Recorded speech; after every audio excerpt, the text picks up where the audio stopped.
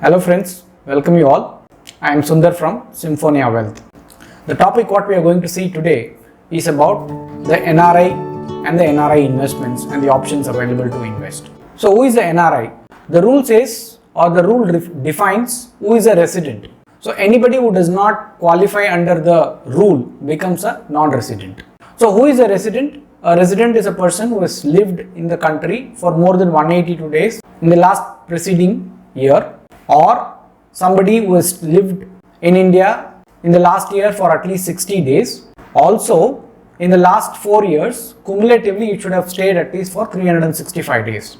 Or somebody like you and me who've been living in India for so many years from the time we are born. So any individual who is fitting into any of these parameters becomes a resident, and the one who doesn't becomes a non-resident. So simply for our understanding, anyone who has traveled outside for work or anyone who has started doing a business outside India becomes a non-resident Indian. A very simple way of explaining a non-resident.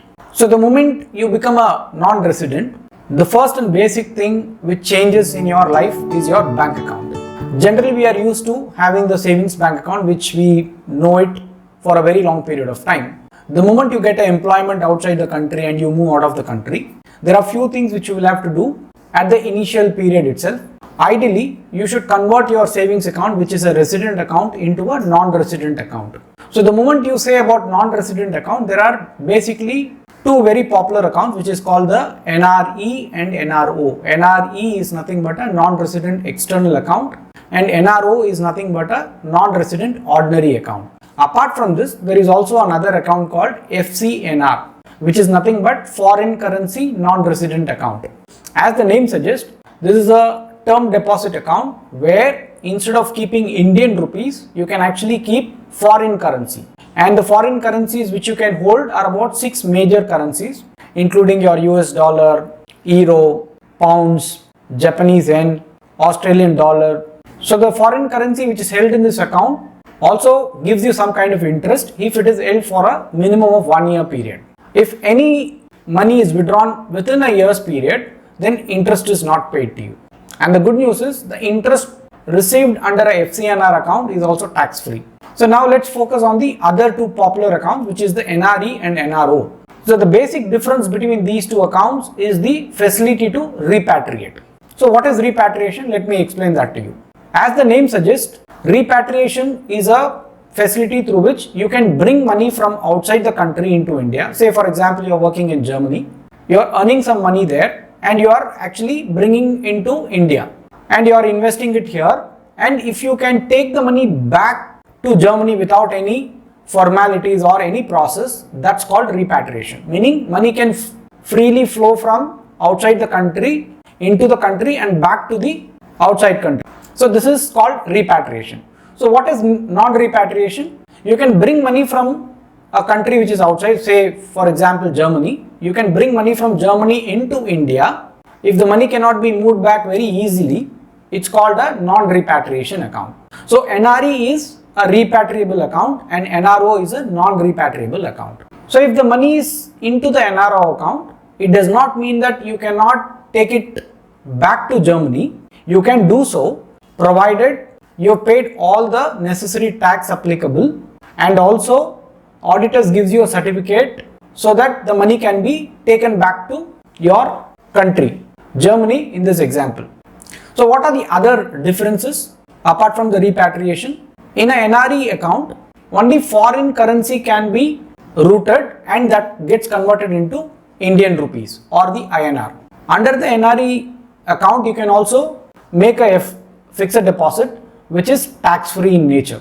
You can also bring money from Germany into a NRO account and also make a deposit which is as good as a resident deposit, but this deposit is taxable. Another major difference is any income which you are earning in India, say assuming you have moved from India and gone to Germany for work for example, but you have already made some investments, or you are owning a car and you decided to sell the car in India. So the money assuming you've got 5 lakh rupees by selling your car. So this money cannot be invested, or this money cannot be deposited into an NRE account. This money can be invested or remitted only into a NRO account. So basically NRO account is for your income which is arising out of India, which can be deposited, or money which is brought in from outside the country. So in a NRE account, money can be withdrawn in India in Indian rupees, but no deposits can be made into a NRE account. So that's the broad difference between a NRE and NRO account. So these are the broad type of accounts which are available for a NR, non-resident. So with the money what you've earned from outside the country, what are the investment options available to you? In fact, simply put, there are no major restrictions for any non-resident to invest in India. Broadly, almost every product is available for non-resident to invest in India, right from buying a real estate to investing in stocks to mutual fund, opening a FD. Almost every product a non-resident can access like a resident Indian, with few restrictions here and there. So I'm going to explain this in very detail in the next video about what are the options available for a non-resident Indian. Hope you enjoyed the information provided. Thank you for watching.